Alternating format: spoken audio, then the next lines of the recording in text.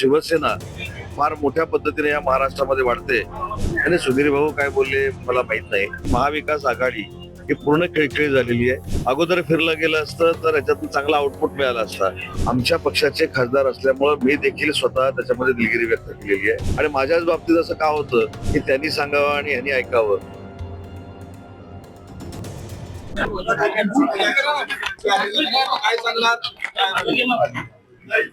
आज शिवसेनेचे विभागीय नेते बच्चूभाऊ या ठिकाणी उपस्थित आहेत. आमचे या जिल्ह्याचे संपर्क प्रमुख आदरणीय किशोरप्पा देखील उपस्थित आहेत.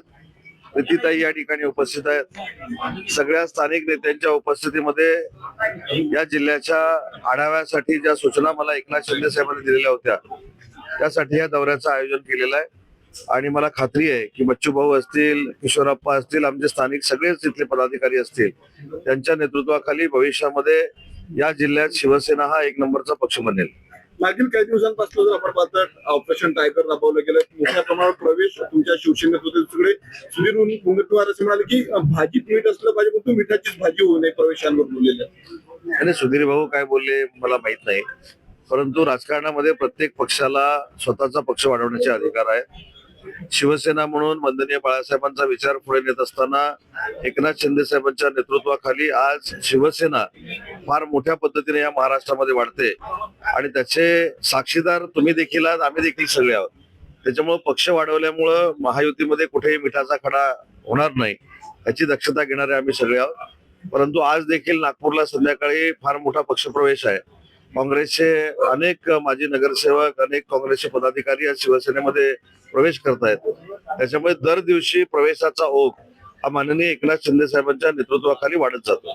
तर आता 6 खासदार जे शिवसेनेमध्ये आले होते ठाकरेचे, आता आमदारही येणार अशी चर्चा सुरू झाली. चर्चा सुरू आहे आणि काल देखील महाविकास आघाडीची एक बैठक जी मुंबईमध्ये झाली त्याला अनेक आमदार हे गैरहजर होते. मला असं वाटतं की याच्यातनच आपण भविष्याचा वेध घेऊ शकता.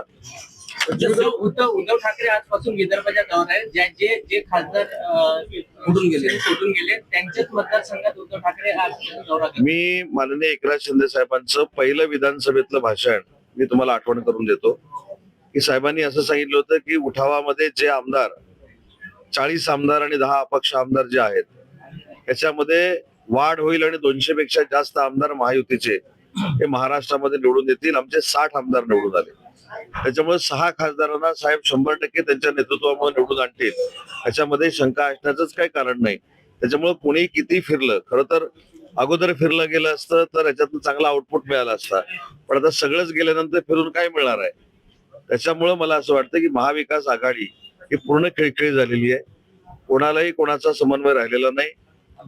आपल्यातलं कोण मोठं आहे याच्यामध्ये त्याच्यामध्ये चढावड लागलेली आहे आणि याचा परिणाम विदर्भाच्या संघटनेवर युबीटीच्या होणार नाही. इथं शिवसेना भविष्यामध्ये जी वाढेल ती माननीय एकनाथ शिंदे साहेबांच्या नेतृत्वाखाली काम करणारी शिवसेना वाढेल. तुमच्या सिक्युरिटीमध्ये काही बदल तुम्हाला झाला नाही, खरं तर मलाच काय कळेन असं झालेलं आहे. गेल्या 6-7 महिन्यामध्ये असं अनेक वेळा झालंय. मी आता अधिकाऱ्यांशी देखील बोललो. मी माझी अडचण म्हणून बोललो नाही, मी माझ्या बरोबर सिक्युरिटीला असलेल्या अधिकाऱ्यांची अडचण म्हणून बोललो. त्यांना गाडी देखील प्रोव्हाइड करण्यात आलेली नव्हती आणि हे कशासाठी होते मला माहित नाही. मी जे सिक्युरिटीचे प्रमुख आहेत त्यांच्याशी देखील चर्चा केली आणि त्यांना सांगितलं की माझ्या सिक्युरिटीपेक्षा जी कोण सिक्युरिटी मला देत आहे त्यांना गाडीची व्यवस्था असली पाहिजे, त्यांना बाकीच्या सगळ्या गोष्टी झाल्या पाहिजेत.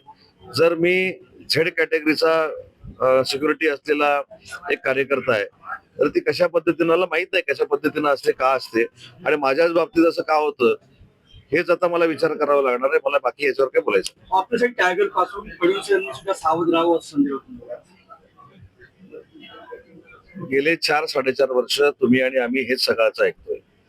त्याच्यामुळे कुठेतरी वाद लावण्याचा प्रयत्न करायचा. पण एवढे आमचे नेते अनमॅच्युअर्ड आहेत का की त्यांनी सांगावं आणि ह्यांनी ऐकावं. त्याच्यामुळे शिंदे साहेब असतील आणि देवेंद्रजी फडणवीस साहेब असतील हे मॅच्युअर्ड पॉलिटिशियन्स आहेत. त्याच्यामुळे कोणतरी खरं तर हा शाळेतला खेळ चालू झालेला आहे. तू मला काय म्हणालास म्हणून समोरच्या मध्ये वाद लावायचा. हे काही शालेय शिक्षणाचं राजकारण सुरू नाही. हे जे राजकारण आहे हे परिपक्व राजकारण्यांचं राजकारण आहे आणि या राजकारणामध्ये काही लोकांनी परिपक्व व्हावं ही माझी त्यांना सूचनावाजा विनंती आहे. एक शेवटच्या संजय दिना पाटलांनी जर आपण पाहतो पत्रकारांना धमकी दिल्याचं प्रकरण समोर आलेलं आहे. तुमच्या पक्षाचे ते आता खासदार आहे का? आमच्या पक्षाचे खासदार असल्यामुळं मी देखील स्वतः त्याच्यामध्ये दिलगिरी व्यक्त केलेली आहे. स्वतः संजय पाटलांनी देखीलच दिलगिरी व्यक्त केलेली आहे. पण त्यांच्या जवळ जाऊन जर आपण त्यांचा अभ्यास केला तर ते एक फार दिलदार असं व्यक्तिमत्व आहे. परंतु त्यांच्यावर 15 दिवसामध्ये ज्या काही सिच्युएशन निर्माण झाल्या त्याच्यामुळे कदाचित कंट्रोल जाऊन त्यांच्याकडनं हे वक्तव्य झालेलं असावं. शिवसेना तशाची सहमत नाही, परंतु त्यांनी त्याच्यामध्ये दिलगिरी व्यक्त केल्यामुळं मला असं वाटतं की हा विषय आता आपल्याकडनं देखील थांबवावा ही माझी विनंती आहे.